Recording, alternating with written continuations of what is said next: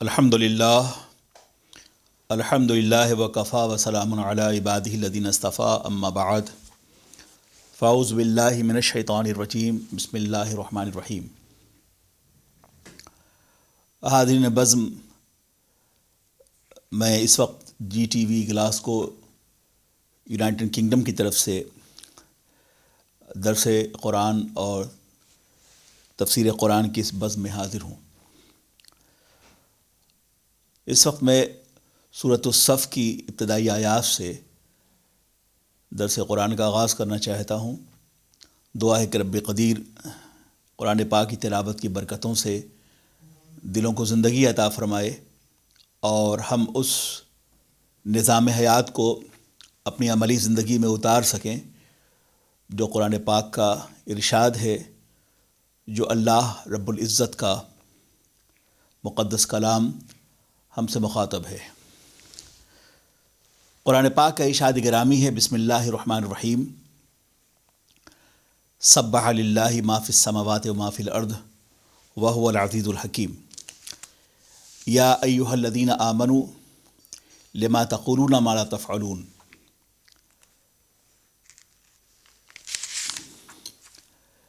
کبر مقتا عند اللہ ان تقولوا ما لا تفعلون۔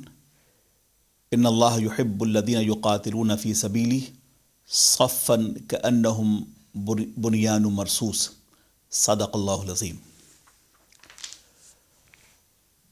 باوقار حاضرین، سورہ صف مدنیہ ہے اور اس میں 14 آیتیں ہیں اور 2 رکوع ہیں۔ سورہ صف میں اللہ تبارک و تعالیٰ نے نبی محترم سرور کائنات صلی اللہ علیہ وسلم اور ان کے اصحاب کے حوالے سے ارشاد فرماتا ہے کہ یہ اللہ کے رسول ہیں، یہ سرور کائنات ہیں اور یہ اللہ کے منتخب ہیں۔ یہ رسول گرامی وقار ہیں جو دلوں کو زندگی دینے والے ہیں اور اللہ کے ارشاد کو تمہاری زندگیوں میں، تمہاری عملی زندگی میں برپا کرنے والے ہیں۔ ہم اور آپ اچھی طرح جانتے ہیں کہ مکی زندگی میں اللہ کے نبی سرور کائنات صلی اللہ علیہ وسلم، ان کے مقدس صحابہ جن مشکلات سے اور جس طرح کی اذیتوں سے دوچار ہوئے، اور وہ قرآن عظیم کی آیات کریمہ میں، احادیث نبویہ میں اور تاریخ اسلام میں بڑا نمایاں مقام رکھتا ہے۔ نبی پاک سرور کائنات صلی اللہ علیہ وسلم، ان کے مقدس صحابہ سے کہا گیا کہ اب تمہاری مدنی زندگی مکی سے بڑی مختلف ہوگی اور یہاں کے نئے عہد کا آغاز ہوگا۔ مکی زندگی میں صبر و برداشت کی قوت سے مسلمانوں نے اسلام کی تبلیغ کا آغاز کیا۔ رسول برحق سرور کائنات صلی اللہ علیہ وسلم نے اپنے صحابہ کو صبر کی تلقین عطا فرمائی اور تمام اذیتوں کو برداشت کرنے کے باوجود وہ دین کی تبلیغ و اشاعت کے حوالے سے ہر اظہار، ہر قربانی کو پیش کرتے رہے، حتیٰ کہ انہیں شہر مکہ چھوڑ کر مدینہ طیبہ ہجرت کرنا پڑا۔ اللہ تبارک و تعالیٰ نے ارشاد فرمایا کہ سورۃ صف کے حوالے سے کہ اے لوگو، تم وہ کام نہ کرو جو تمہارے قول و فعل میں تضاد برپا کرتا ہو۔ کسی بھی قوم کے لیے بات باعث شرف و عزت نہیں ہے کہ وہ کرے جس کے احکامات الہیہ سے براہ راست بغاوت کرتی ہو اور جو احکام الہی کے منافی ہو۔ ارشاد فرمایا گیا کہ لوگوں، اللہ تبارک و تعالیٰ نے مسلمانوں کو تنبیہ فرمائی ہے کہ وہ ایسی بات نہ کریں کہ جس پہ وہ عمل نہ کر سکے اور ان کا یہ کام، ان کی گفتگو جو ہے رضا الہی کے خلاف ہو۔ یہ طریقہ مسلمانوں کا طریقہ نہیں ہے، مومنین کا طریقہ نہیں ہے، اللہ کے برگزیدہ بندوں کا طریقہ نہیں ہے کہ وہ اس کام کو کریں جو طاغوت اور جو اعداء دین کو باضابطہ طور پر ان کی حوصلہ افزائی کا سبب بنتا ہو، بلکہ بلا وجہ مسلمان اگر کسی تنقید کا باعث بنے تو اس کام سے پرہیز کرنا چاہیے۔ آج دیکھا جائے تو پوری دنیا میں دانستہ طور پر، ارادی یا غیر ارادی طور پر مسلمانوں سے کچھ اس طرح کام ہو رہا ہے جس کے نتیجے میں پرنٹ میڈیا اور الیکٹرانک میڈیا ہماری مخالفت پہ آمادہ ہے اور مسلمان کہیں نہ کہیں اپنے طرز عمل کے نتیجے میں باضابطہ طور پہ وہ استحصال کا بھی شکار ہیں، اور دنیا کی بڑی طاقتیں مسلمانوں کو اپنے مسلمانوں کو جبر کی زندگی اور مظلومیت کی زندگی گزارنے پہ آمادہ کر رہی ہیں، اور یہی وجہ ہے کہ زمینیں ہمارے ہاتھوں سے سمٹتی جا رہی ہیں، اور دنیا میں 57 مسلم ممالک ہونے کے باوجود بھی نہیں ہماری کوئی قیادت ہے، اور نہ ہم دنیا میں اپنا کوئی مؤثر اثر چھوڑ سکے ہیں، اس لیے کہ ہم نے اللہ کے احکامات سے اور قرآن پاک کی تعلیمات سے ہم نے بغاوت کی ہے۔ حضرت علامہ اقبال قرآن پاک کی تلاوت فرما رہے تھے، تو ان کے والد ماجد تشریف لائے، بہت دیر تک انہیں دیکھتے رہے نماز فجر کے بعد۔ وہ دور تھا کہ جب بچے فجر کی نماز پڑھ کر اس سے فارغ ہو کر قرآن پاک کی تلاوت کرتے، اب وہ دور ختم ہو گیا ہے، گھر میں نمازوں کا اہتمام نہیں ہو پاتا، اور یہی وجہ ہے کہ گھر میں ناچاقی ہے، بے برکتی ہے، اور اللہ کی رحمتوں سے، اس کے آستان کرم سے ہم دور جا پڑے ہیں، اور خصوصاً ایسے عالم میں جب کہ اس وقت پوری دنیا جو ہے کرونا وائرس کا شکار ہے، اور ہم قید و بند کی زندگیاں جی رہے ہیں، اور بلا شبہ یہ وائرس اور اس طرح کی یہ پینڈیمک جو ہے وہ ہمارے لیے عبرت کا باعث ہے۔ ہمیں عبرت پکڑنی چاہیے، اور ہمیں محسوس کرنا چاہیے کہ ساری کائنات کا پالنہار خدا کی ذات ہے، اور رب العالمین ہے، وہ ساری کائنات کو پیدا کرنے والا ہے۔ فَإِذَا أَرَادَ أَمْرًا أَن يَقُولَ لَهُ كُن فَيَكُونُ، کائنات کے ہر ذرے کو سے لے کر اور آسمان کی بلندیوں تک، ذرے سے لے کر آفتاب تک کا وہ خالق و مالک ہے، اور کائنات کے ہر ذرے پر اس کی عظمتوں کی پہرہ داری ہے، اس کی طاقت و جبروت کے تحت کائنات کا ہر ذرہ ہے۔ یسبح لہ ما فی السماوات و ما فی الارض، کائنات کی ہر شے اپنے اللہ کی بارگاہ میں تسبیحاں ہے۔ اگر ہم یہ محسوس کرتے ہیں، پھر وہ خدا ہے جو سمیع ہے، بصیر و علیم ہے، ہمارے ظاہر کو، ہمارے باطن کو، زندگی کے ہر عمل کو خدا ہمیں دیکھ رہا ہے، اور اس کا یہ وعدہ ہے کہ فَمَن يَعْمَلْ مِثْقَالَ ذَرَّةٍ خَيْرًا يَرَهُ وَمَن يَعْمَلْ مِثْقَالَ ذَرَّةٍ شَرًّا يَرَهُ، ہم اچھائی کریں گے تو اچھائی دیکھیں گے، برائی کریں گے تو برائی دیکھیں گے، اور یہ فیصلہ ہو کے رہے گا۔ خلق الموت والحیات لیبلوکم ایکم احسن عملا، اللہ تبارک و تعالیٰ نے موت و حیات اس لیے پیدا فرمائے ہیں تاکہ وہ ہمیں آزمائے کہ ہم میں کا عذرو عمل اچھا کون ہے۔ بلا شبہ عمل سے زندگی بنتی ہے، جنت بھی جہنم بھی، یہ خاکی اپنی صورت میں نہ نوری ہے نہ ناری ہے، جیسا ہم کریں گے ہمارے اعمال کا سزا ہمیں اسی اعتبار سے چکھنا ہوگا۔ عزیزان محترم، قابل احترام بزرگ دوستو، ساتھ ہی سورہ صف میں اس بات کی تعلیم دی گئی کہ جب کفار و مشرکین تمہارے مد مقابل صف آرا ہو جائیں تو اب تمہاری ذمہ داری ہے کہ تم اپنے اندر اتحاد کی قوت پیدا کرو، اور ان کے مد مقابل سیسا پلائی ہوئی دیوار کی طرح کھڑے ہو جاؤ، تاکہ اغیار باطل قوتیں اس دیوار سے ٹکرا کر واپس ہو جائیں، اور تمہاری حیثیت جو ہے ایک ناقابل تسخیر فصیل کی طرح ہو کہ جس پر بیرونی طاقتیں جب حملہ آور ہوتی ہیں تو انہیں شکست و ریخت سے دوچار ہونا ہوتا ہے۔ تمہاری حیثیت، مسلمانوں کی حیثیت یہی ہونی چاہیے۔ آج دنیا کے مختلف ممالک میں جب میں دیکھتا ہوں میڈیا کے ذریعے سے کہ مسلمانوں پہ ظلم ہو رہا ہے، ان پہ کوڑے برسائے جا رہے ہیں، آبادیوں سے نکال کر انہیں مارا جا رہا ہے، وہ ایک بہت بڑی تعداد میں ہونے کے باوجود بھی مظلومیت کا شکار ہیں۔ اس کی بنیادی وجہ یہ ہے کہ ایک بڑی طاقت جو اس پہ حملہ آور ہے، اس کی بنیادی وجہ یہ ہے کہ ان میں تنظیم کا فقدان ہے، اتحاد کا فقدان ہے، علم کا فقدان ہے، شعور کا فقدان ہے، سیاسی بصیرت کا فقدان ہے، جہالت عامہ کے بادل چھائے ہوئے ہیں، دور دور تک اندھیرا ہی اندھیرا ہے ان کی زندگیوں میں، چونکہ انہوں نے اتحاد اور تنظیم کے راہوں سے گریز کیا ہے۔ تو اس سورہ صف میں ارشاد فرمایا گیا کہ اگر آپ زندہ رہنا چاہتے ہیں اور باطل قوتوں کے مد مقابل اگر مسلمانوں کو فتح میسر آ سکتی ہے تو اس کا راستہ جو قرآنی راستہ بتایا گیا کہ تم سیسا پلائی ہوئی دیوار کی طرح بنیان مرصوص قرآن پاک میں فرمایا گیا۔ اب سوال یہ پیدا ہوتا ہے کہ مسلمانوں کی حیثیت بنیان مرصوص کی کب ہوگی؟ وہ کب اپنے آپ کو ایک مضبوط دیوار کی طرح، سیسا پلائی ہوئی دیوار کی طرح، ناقابل تسخیر فصیلوں کی طرح وہ کب کھڑے ہوں گے؟ اس لیے یہ ذمہ داری ہے کہ ہم دوبارہ اپنی صفوں میں اتحاد و اتفاق پیدا کر سکیں کہ بتانے رنگ و بو کو توڑ کر ملت میں گم ہو جا، نہ ایرانی رہے باقی، نہ تورانی نہ افغانی. اور پھر کہا علامہ اقبال نے کہ ہوئے مدفون دریا زیر دریا تیرنے والے، تماچے موج کے کھاتے تھے جو بن کر گوہر نکلے. اور فرمایا گیا کہ یہ ہندی یہ خراسانی، وہ تورانی وہ افغانی، تو اے شرمندہ اے ساحل اچھل کر بے کراں ہو جا. تو اگر ہم نے طبقاتی حوالوں سے دنیا رنگ و بو میں ہم الجھ گئے، اور اس الجھاؤ کا نتیجہ یہ ہے کہ ہم نے اس بات کا اندازہ نہیں کیا کہ ہمارا دشمن کتنا مضبوط ہے اور ڈیفینسو پوزیشن ہماری کتنی کمزور ہے. تو قرآن پاک کا ارشاد گرامی ہے کہ لوگوں، جب کفار تم پہ حملہ آور ہوں تو تمہاری ذمہ داری ہے کہ ان کے مد مقابل سیسا پلائی ہوئی دیوار کی طرح کھڑے ہو جاؤ تاکہ انہیں شکست و ریزق کا منظر دیکھنا پڑے اور وہ اسی ذلت و رسوائی سے دوچار ہو کر دوبارہ تمہارے مد مقابل کھڑے نہ ہو سکیں.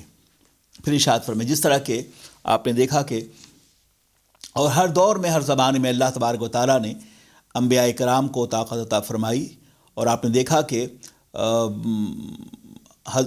ہر نبی کے مد مقابل اس زمانے کی طاغوتی طاقت کھڑی تھی. حضرت موسیٰ کے مد مقابل فرعون کھڑا تھا، حضرت ابراہیم کے مد مقابل نمرود کھڑا تھا، اور نبی گرامی وقار سرور کائنات صلی اللہ علیہ وسلم کے مد مقابل ابو جہل اور کفار قریش کھڑے تھے.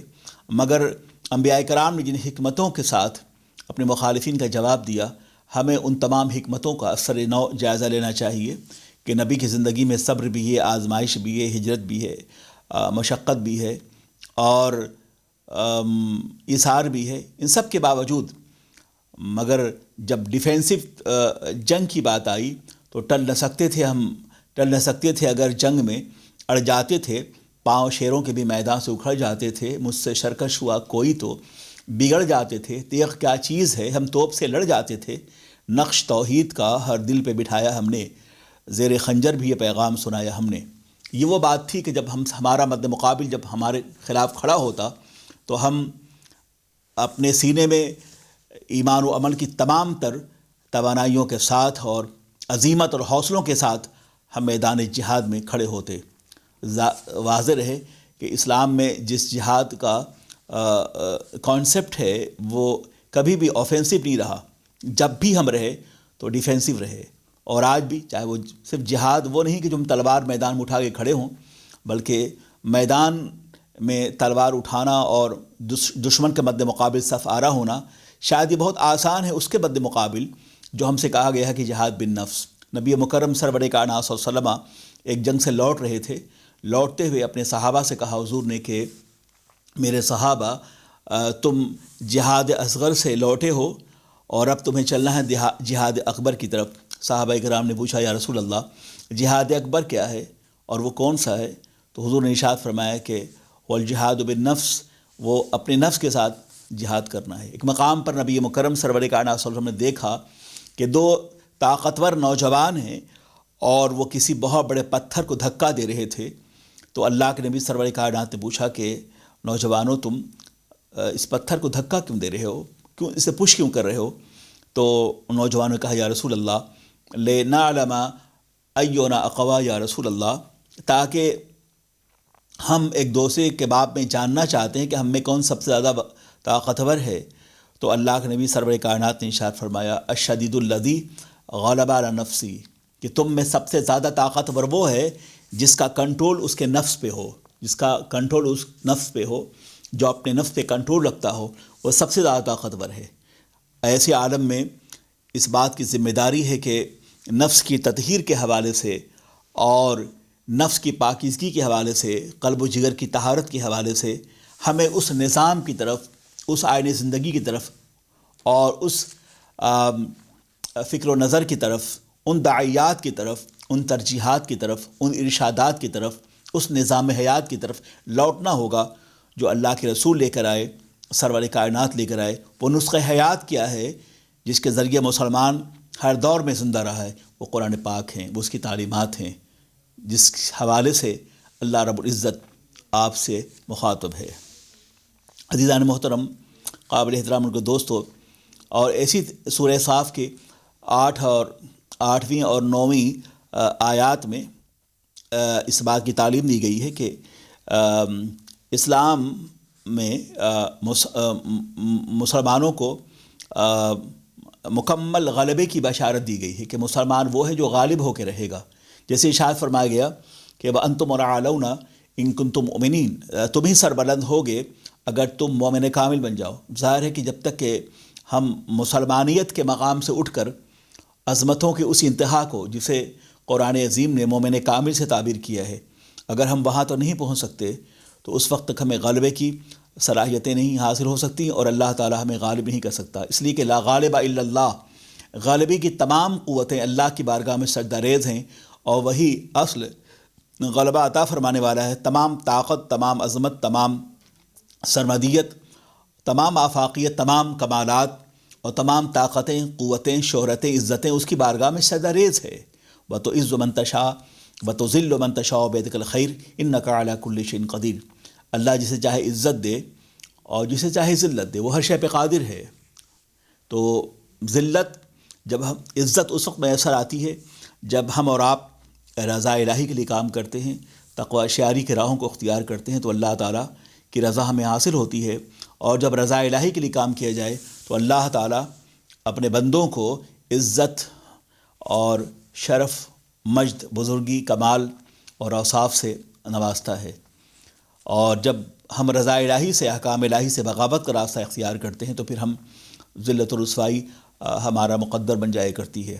عزیزان محترم، قابل احترام کو دوستو، فرمایا گیا کہ اگر مسلمان بحیثیت مسلم اگر ہم احکام الہی کے تابع دار رہے تو پھر دنیا کی کوئی طاقت مسلمانوں کو کمزور نہیں کر سکتی. اور چاہے آندھیاں تیز ہوں، چاہے مخالف ہوائیں چل رہی ہوں، نور حق شمع الہی کو بجھا سکتا ہے کون؟ جس کا حامی ہو خدا، اس کو مٹا سکتا ہے کون؟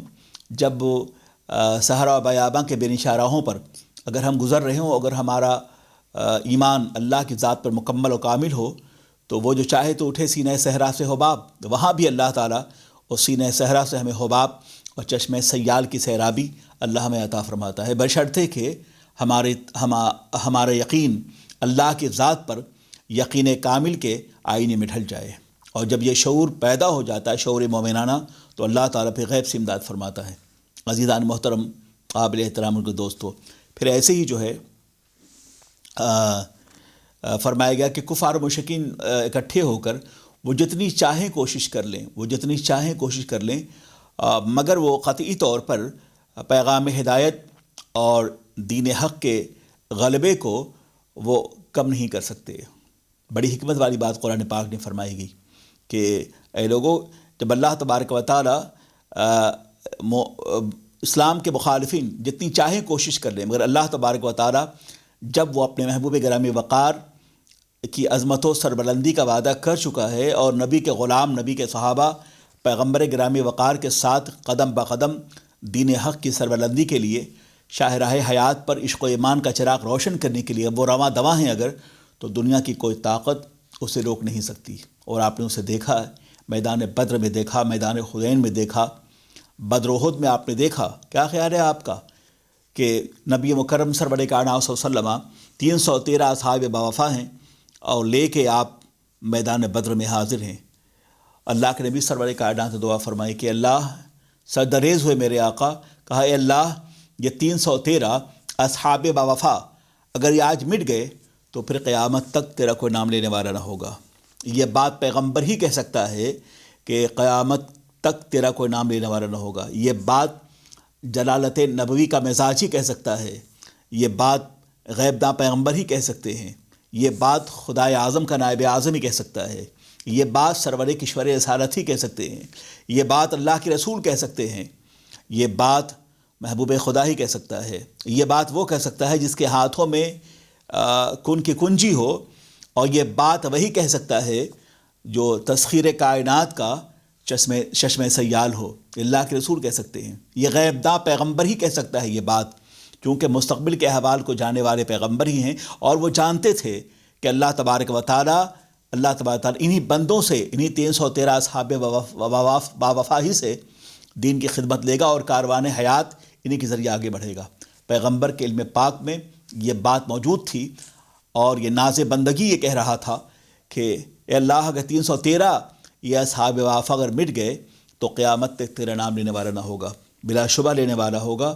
اور پیغمبر کے قدموں میں ان مقدس صحابہ نے اپنی نقد جاں کو رکھ دیا اور وہ جام شہادت نوش کر کے بھی اسلام کے لیے ابدی چراغ روشن کر کے تشریف لے گئے، اور جو ہر دور کے لیے تابندہ ہیں ان ستاروں کی طرح جو ہمیں راہ حیات میں روشنیاں بخشتے رہیں گے۔ عزیزان محترم، اس میدان بدر میں عالم یہ ہے کہ اللہ کے نبی سرور کائنات نے جب میدان جنگ میں اس بات کا تذکرہ کیا کہ غزوہ بدر کے موقف سے کہ ہمارے مد مقابل ایک بڑی فوج ہے، تو حضرت فاروق اعظم رضی اللہ تعالیٰ عنہ تشریف لائے کہ میرے آقا آپ تشریف لائیں، آپ حکم دیں میرے آقا، ہم تو آگ اور خون کے سمندر میں چھلانگ لگانے کو تیار ہیں، ہم تو طوفان حوادث سے مقابلے کو تیار ہیں، آقا آپ حکم تو دیں۔ وہ خداوند قدوس جس نے آپ کو ہمیشہ غلبہ عطا فرمایا، یہ ممکن نہیں ہے کہ آپ کا اللہ وہ کسی لمحے میں آپ کو مایوس کرے گا۔ یہ اعتماد تھا صحابہ کرام کا، اور آپ نے دیکھا کہ صحابہ کرام کے اعتماد کا یہ عالم تھا کہ جہاں پیغمبر ہیں وہاں حیات ہے، وہاں زندگی ہے، وہاں بخشش ہے، وہاں نجات ہے، اور وہاں سارا غلبہ موجود ہے۔ پیغمبر کے قدموں میں حیات کی تابنا کی صحابہ محسوس کر رہے تھے، پھر اللہ رب العزت نے 313 اصحاب باوفا کو ہزاروں کے مد مقابل کامیابی عطا فرمائی، اور وہ یہ تھا کہ آج بھی ہو جو براہیم سا ایما پیدا، آگ کر سکتی ہے انداز گلستاں پیدا۔ میں بریک کے بعد دوبارہ حاضر خدمت آتا ہوں اور یہیں سے پھر انشاءاللہ اپنے سبق کا آغاز کروں گا۔ السلام علیکم خواتین و حضرات، السلام علیکم ورحمۃ اللہ وبرکاتہ۔ میں بریک کے بعد دوبارہ حاضر خدمت ہوں، اور جہاں میں نے چھوڑا تھا وہیں سے قرآن پاک کی تفسیر کا آغاز کرنے جا رہا ہوں۔ عزیزان محترم، تو ہاں میں عرض کر رہا تھا، بتا رہا تھا کہ اللہ تبارک و تعالیٰ کا یہ وعدہ تھا اپنے پیغمبر سے کہ جو لوگ آپ کے ساتھ ہیں اگر وہ غلبہ چاہتے ہیں تو اللہ تبارک و تعالیٰ انہیں ہر مرحلہ حیات میں کامیاب فرمائے گا، بشرطے کہ وہ آپ کی لائی ہوئی کتاب اور اس نظام زندگی کو اپنائیں جو نظام زندگی آپ کی شب و روز کی زندگیوں سے چھلک رہے ہیں، اور وہ کتاب جو انہیں ہدایت کے لیے جو ان کی ہدایت کے لیے جلوگر ہوئی ہے، اور وہ کتاب ان کے لیے مؤثر ہے جو متقین ہیں۔ جیسے فرمایا گیا کہ الف لام میم ذالک الکتاب لا ریب فیہ ھدی للمتقین، کہ وہ کتاب جس میں کوئی شک نہیں ہے اور ہدایت ہے اس کے لیے جو متقین ہیں۔ تو قرآن پاک کی آیت کریمہ انہیں مؤثر کرتی ہیں اور انہیں راہ دیتی ہیں جو متقی ہیں، اور متقین ہی وہ ہیں جن کے ذریعے سے اسلام ہر دور میں اسلام کے بام و در روشن رہیں۔ لہذا تقوی شعاری بہت ضروری ہے، اور تقوی شعاری کے بغیر وہ صحیح معنوں میں نہ قرآن پاک کی تلاوت کو لطف حاصل کر سکتا ہے، نہ اس میں ذوق عبادت پیدا ہو سکتا ہے، نہ اللہ کی بارگاہ میں وہ شرف محبوبیت سے آشنا ہو سکتا ہے۔ یہ تمام چیزیں کے لیے ضروری ہے کہ بندہ جو ہے وہ خود کو اپنے اللہ کے حوالے کر دے، اور تقوی purity of the heart, purification of the heart is the more important things to create the kind of devotion جو اللہ کی بارگاہ میں جب تک کہ بندہ اپنے تقوی کے ذریعے اپنی رسائل حاصل نہیں کرتا اس وقت تک اسے شرف محبوبیت حاصل نہیں ہو پاتی ہے۔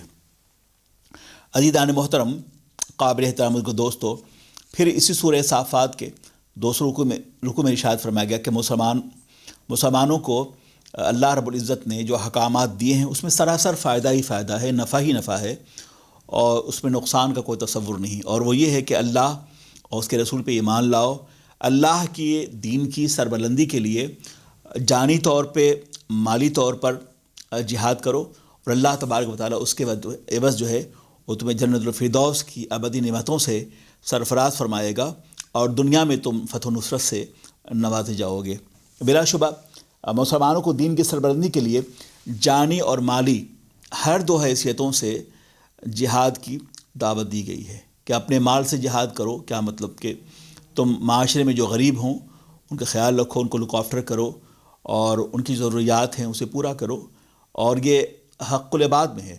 ظاہر کہ جب بندہ بندے کے حق کو ادا نہیں کرتا تو وہ اپنے اللہ کا حق بھی ادا نہیں کرتا، تو ہمیں ایسے عالم میں، ایسے معاشرے میں جہاں بھی سخت رہتے ہیں، ہمیں دیکھنا یہ ہے کہ ہمارے گرد و پیش کے ماحول میں جو فقراء ہیں، جو غربا ہیں، جو مستحقین ہیں، جو ضرورت مند ہیں ان کا ہم خیال رکھیں، اور خاص کر ان حالات میں جب کہ ہمارے پاس جو لوگ امریکہ یورپ میں آباد ہیں اس وقت، ان کے لیے تو بہت کچھ ہے. یہاں ان حالات میں بھی جب کہ ہم ایک بہت بڑے پینڈیمک سے، کرونا وائرس سے ہم متاثر ہیں، مگر ہمارے پاس سب کچھ ہے. یہاں روزمرہ کی زندگیوں میں جو عائشیں، جو آرام، جو راحتیں تھیں، وہ یہ سب میسر ہے. کھانے کے لیے بھی وافر مقدار میں غذائیں موجود ہیں، قسم قسم کے کھانے یہاں اب بھی کھا رہے ہیں لوگ. لیکن جو ملک جو پسماندہ ہیں، جہاں غربت ہے، جہاں روزمرہ کی زندگیوں میں جو اچانک جو ہے بندی آ گئی ہے، ان حالات میں ہماری ذمہ داری ہے کہ اس ماحول میں گرد و پیش میں جو لوگ مستحقین ہیں اس کا ہم خیال رکھیں. ظاہر ہے کہ ایک طرح کے سینکشن ہے، ایک طرح کی تالہ بندی ہے، ایک طرح کا لاک ڈاؤن ہے ہر طرف. ان عالم میں جو روز کمانے اور کھانے والے لوگ ہیں، ان کے پاس زندگی کے گزر بسر کے لیے روزانہ ہوتا ہے. وہ شام کو کھاتے ہیں، پھر دوسرے دن جاتے ہیں، وہ مزدوری کرتے ہیں، ان کا کام ہینڈ ٹو ماؤتھ. تو اب ہماری ذمہ داری ہے کہ ہم اپنے گرد و پیش میں جو افراد غربت کی سطح سے نیچے جی رہے ہیں، ہم ان کا خیال رکھیں. اور اسلام جو ہے وہ اسی کا نام ہے کہ اپنے گرد و پیش کے افراد کا خیال رکھا جائے. جو خدا کے بندوں سے محبت کرتا ہے وہ اپنے اللہ سے محبت کرتا ہے. جو بندہ بندے کا حق دیتا ہے وہ اپنے اللہ کا بھی حق دیتا ہے. جو بندہ بندے کی ناشکری کرتا ہے، اس کا حق مارتا ہے، وہ اپنے اللہ کا بھی عبد مشکور نہیں ہو سکتا ہے. اسلام جو ہے ڈیپینڈ کرتا ہے، یہ مذہب ٹوٹیلٹی جو اس کی ہے وہ ہیومینٹی پر ہے، وہ کمپنسیشن پر ہے. Islam has a complete way of life. جب ہم یہ کہتے ہیں تو اس سے مراد یہ ہے ہمدردی ہے. ہمیں we must be thankful to Allah سبحانہ و تعالیٰ. We must be helpful to our neighbours and those people they are really needed and they don't have any kind of thing to sustain. تو ہماری ذمہ داری ہے کہ وہ لوگ جو غربت کی سطح سے نیچے جی رہے ہیں ان کے لیے ہم نمایاں طور پر ان کی خدمات کریں. اور پھر فرمائے گا کہ وہ لوگ جو اللہ کے دین کی سربلندی کے لیے اپنے مال سے، اپنے جان سے تعاون کرتے ہیں، تو اللہ تبارک و تعالیٰ نے فرمایا کہ ان کے لیے جنت کی ابدی نعمتیں ان کے ساتھ ہیں، اور دنیا بھی اللہ تعالیٰ انہیں بے پناہ نصرت و شرف سے اللہ انہیں نوازے گا. اور آخری آیات میں ارشاد فرمایا گیا کہ اہل ایمان کو دعوت دی گئی کہ وہ آگے بڑھیں اور اللہ کے دین کی تائید کے لیے، اس کی نصرت و حمایت کے لیے اپنے آپ کو پیش کریں. اور اللہ تعالیٰ غیب سے انہیں مدد فرمائے گا، اور وہاں سے مدد فرمائے گا جہاں انہیں یقین و گمان و خیال نہ ہو. اور اللہ تعالیٰ ہی کے دست قدرت میں ساری کائنات کی عظمتیں اور کامیابیاں ہیں. عزیزان محترم، قابل احترام اور دوستو، اب یہ خلاصہ جو میں نے بیان کیا، اب ترجمہ پیش کرتا ہوں. بسم اللہ الرحمن الرحیم. اللہ کے نام سے شروع جو بہت ہی مہربان اور ہمیشہ رحم فرمانے والا ہے. سبح للہ ما فی السماوات و ما فی الارض. اللہ کی تسبیح کرتی ہے جو کچھ زمینوں میں ہے اور جو کچھ زمین میں ہے اور آسمانوں میں ہے. اللہ کی تسبیح کرتی ہے وہ تمام چیزیں جو آسمانوں میں ہے اور زمین میں ہے. کائنات کی ہر شے اپنے اللہ کی بارگاہ میں جو ہے وہ تسبیح کرتی ہے. اور وَهُوَ العزیز الحکیم، اور وہی ہے جو سب پہ غالب ہے اور بڑا دانا ہے. اللہ کی ذات لا غالب الا اللہ، وہی غالب ہے اور وہی ہے جو بڑا دانا ہے. اس آیت کریمہ کی تشریح، اجمالی تشریح کے حوالے سے میں ایک طویل گفتگو ابھی اپنے اس بریک سے پہلے کے درس میں بیان کر چکا ہوں.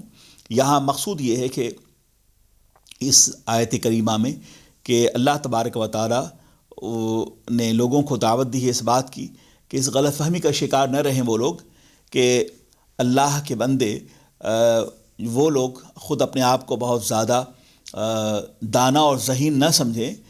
اس غلط فہمی کا وہ شکار نہ ہو جائیں کہ وہ اللہ کے احکامات کی تائید کریں یا تائید نہ کریں. انہیں دنیاوی زندگی سب کچھ ہے اور اس کے بعد آخرت کی زندگی کچھ نہیں ہے. اصل میں یہ بات اللہ رب العزت ان سے مخاطب کر رہا ہے جو یہ دعویٰ کرتے ہیں کہ ہمارے پاس دولت ہے، عزت ہے، ثروت ہے، سب کچھ ہمارے پاس ہے اور دنیا کی زندگی سب کچھ ہے، اس کے بعد کی کوئی اور زندگی نہیں ہے. تو اللہ فرماتا ہے تم یہ غلط سوچتے ہو. ساری زمین و آسمان کی وراثت اللہ کے لیے، ساری مال و دولت اللہ کے لیے، یہ ساری دولت و مال جو ہے وہ اللہ کے لیے ہے. تو سبح للہ ما فی السماوات و ما فی الارض، کہ اللہ کی تسبیح کرتی ہے جو کچھ زمینوں میں ہے اور آسمانوں میں، وہ سب اللہ کا ہے، اور اللہ کی ملکیت کے تحت وہ چیزیں ہیں کہ کائنات آفاق و انفس کی ساری ملکوتیت جو ہے وہ اللہ کی بارگاہ میں سجدہ ریز ہے۔ تو فرمایا گیا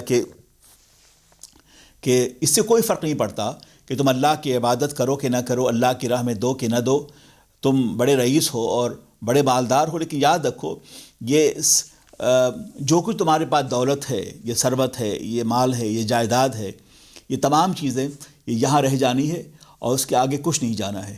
جو بھی تم بھیجو گے اپنے اللہ کی بارگاہ میں وہ تمہارے لیے ذخیرہ آخرت بننے والا ہے، اس سے اللہ کی قدرت، اس کی عظمت اور اس کی طاقت و الوہیت میں ذرہ برابر بھی فرق کرنے والا نہیں ہے، پڑنے والا نہیں ہے۔ تو اللہ فرما رہا ہے کہ تم کیا سمجھتے ہو تمہاری یہ دولت جو ہے وہ اپنی دولت و ثروت کے ذریعے معاذ اللہ کسی لمحے میں تم خدا کی قدرت سے مقابلہ کر سکتے ہو؟ کیا تم یہ سمجھتے ہو کہ ساری دولتیں جو تمہارے پاس ہیں وہ ہمیشہ کی زندگیوں کے لیے ہیں، وہ ہمیشہ رہنے والی ہیں، اس میں فنا نہیں ہے؟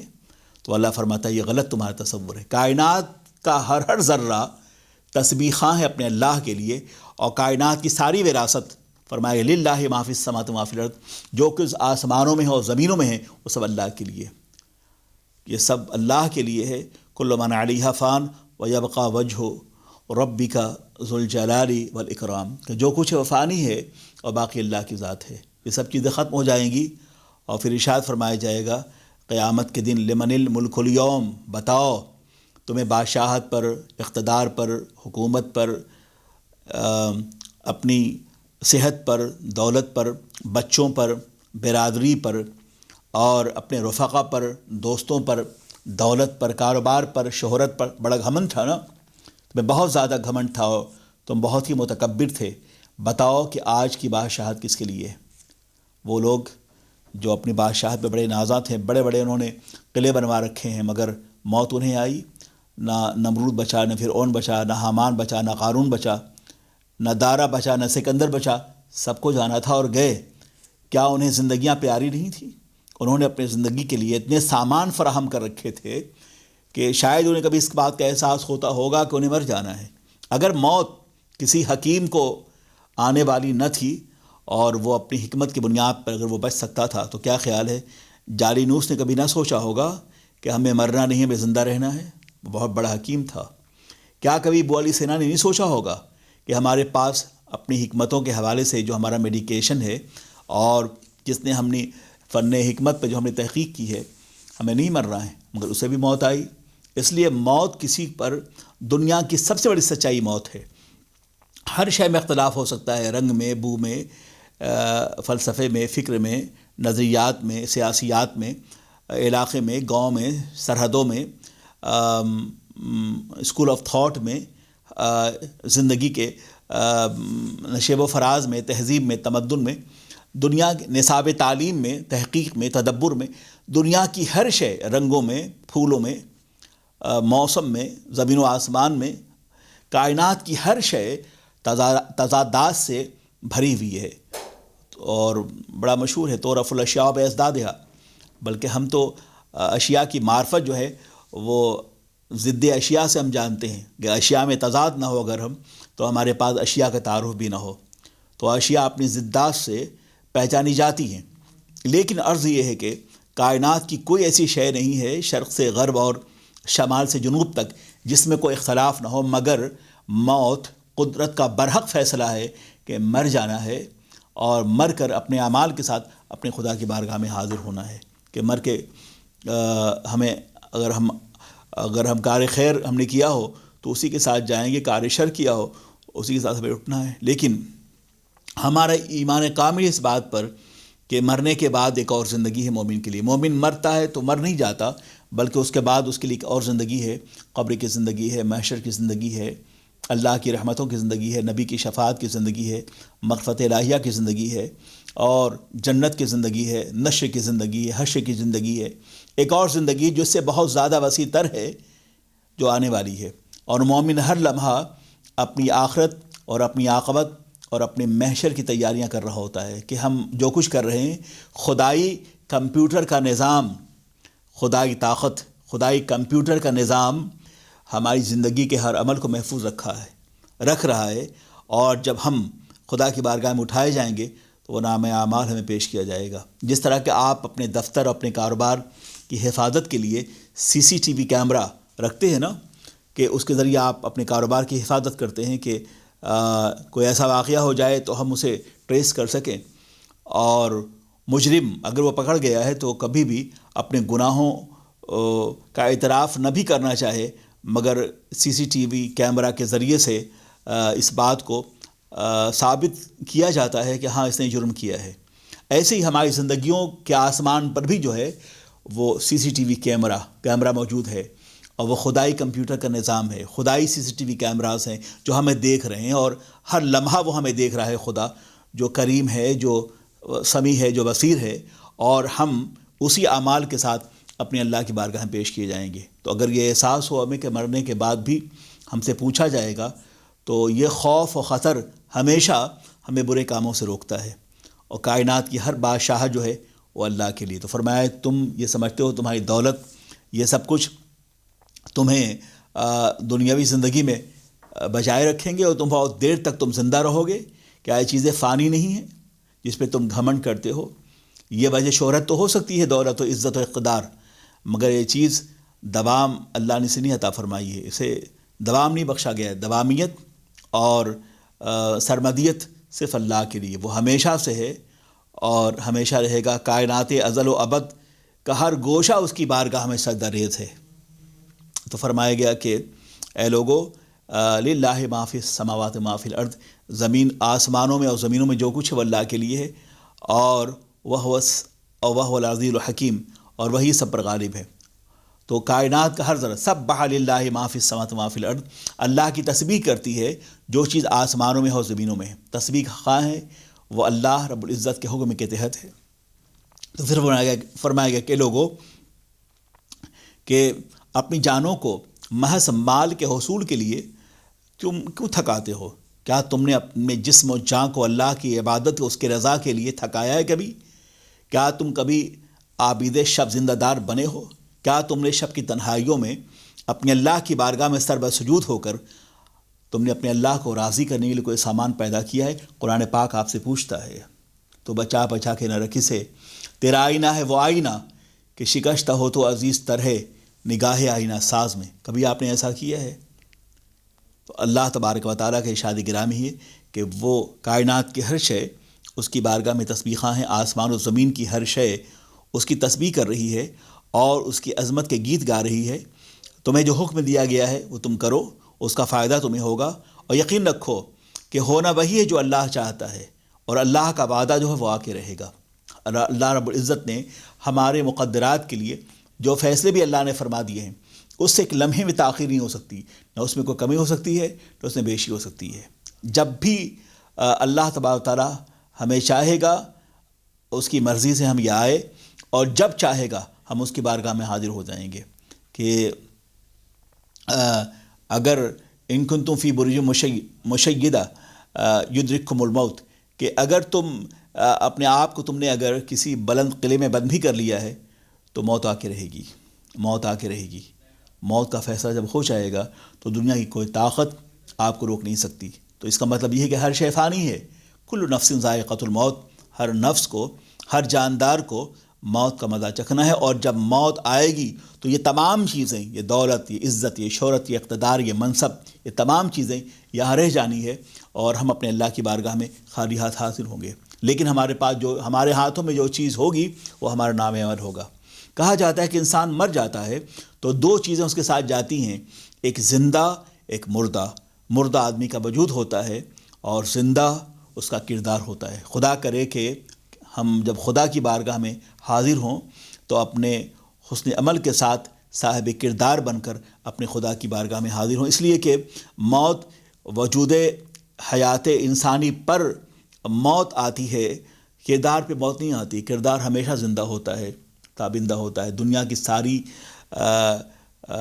عظمتیں اسی کے آگے سرخمیدہ ہوتی ہیں اور ہم اسی کو سلام پیش کرتے ہیں. انسان چلا جاتا ہے مگر ان کے جن صفات پر دنیا کے محققین تحقیق کرتے ہیں وہ ان کے صفات صالحہ ہیں. ان کا کردار ہے، ان کا عمل ہے، ان کی لیگیسی ہے جو وہ چھوڑ گئے ہیں. اس لیے دعا کرنی چاہیے کہ ہم لوگ دنیا سے رخصت ہوں تو صاحب کردار بن کے جائیں، تاکہ اللہ کی بارگاہ میں شرمندگی نہ اٹھانی پڑے اور ہم اس کی جنت رضا کا مستحق بن جائیں۔ عزیزان محترم، قابل احترام کو دوستو، فرمایا گیا کہ وہ العزیز الحکیم، وہی سب پر غالب ہے اور بڑا دانا ہے۔ اس سے مراد یہ کہ حق کا ہمیشہ بول بالا ہوگا، تمہاری آبروئیں، تمہاری عزتیں محفوظ رہیں گی اور تم ہمیشہ کے لیے باقی رہو گے اگر تم احکام الہی کے لیے اور رضا الہی کے لیے کام کرتے رہو گے۔ دنیا کی کوئی طاقت، کوئی حوادث و طوفان تمہارے چراغ کو نہ بجھا سکے گا۔ فرمایا گیا کہ باطل ہمیشہ مغلوب ہوگا اور حق ہمیشہ غالب ہو کے رہے گا۔ فرمایا گیا فتنے اور فسادات کے جھونکے تمہارے آگے اٹھائے جائیں گے، تمہیں آگ و خون کے طوفان سے گزرنا ہوگا۔ آج دنیا کے کئی اہم ملکوں میں مسلمان پریشان حال ہیں، میں انہیں دیکھتا ہوں ان کی پریشانیوں کو، تو قرآن پاک کا ارشاد بالکل برحق ہے کہ تمہارے مد مقابل فتنہ و فساد اور شر کے شعلے اٹھائے جائیں گے، ابھریں گے، لیکن اگر تم نے حق کے ساتھ اللہ رب العزت کے احکامات کا دامن تھام کے رکھا اور تمہارے اندر خود بھی عدل و احسان باقی رہے۔ مسلمانوں کی بھی ذمہ داری ہے کہ اگر وہ کسی ملک میں اگر وہ عدل و انصاف چاہتے ہیں تو ان کی بھی ذمہ داری ہے کہ وہاں رہتے ہوئے خود بھی آپس میں عدل و انصاف اور احسان کو عام کریں۔ تو خدا فرما رہا ہے، اللہ رب العزت کا ارشاد ہے کہ تمہارے مد مقابل اگر فتنہ و فساد کے شعلے بھڑکائے جائیں گے اور تم اللہ کے احکامات کے دامن کو اور اس رسی کو مضبوطی سے تھام رکھو گے اور تم اپنے معاشرے میں بھی جو ہے اعتدال کا معاشرہ ہو، تمہارا معاشرہ احسان کے راہوں کو اختیار کرے اور تمہارے معاشرے میں نظام عدل موجود ہو، تو دنیا کی کوئی طاقت تمہارا مقابلہ نہیں کر سکتی۔ اور پھر فرمایا گیا کہ تم ہمیشہ غالب رہو گے، اس لیے کہ اللہ رب العزت نے تمہارے غالبہ کا تم سے وعدہ کیا ہے۔ تو هو العزیز الحکیم، اور وہی ہے جو سب پہ غالب ہے اور وہ بڑا دانا ہے۔ اللہ تبارک و تعالی ہی ہمیں عزت، دولت اور شہرتوں سے نوازنے والا ہے۔ دنیا کی کوئی طاقت مسلمانوں کو کمزور نہیں کر سکتی اگر وہ اور ان کی زندگیاں احکام الہی کا پابند بن جائیں۔ دعا کیجئے کہ اللہ تعالی ہم سب کو کہ اپنے احکامات کا پابند بنائے اور ہم وہ کریں جس سے جو اس کا حکم ہے اور جو قرآن عظیم کا فرمان ہے۔ السلام علیکم ورحمۃ اللہ وبرکاتہ۔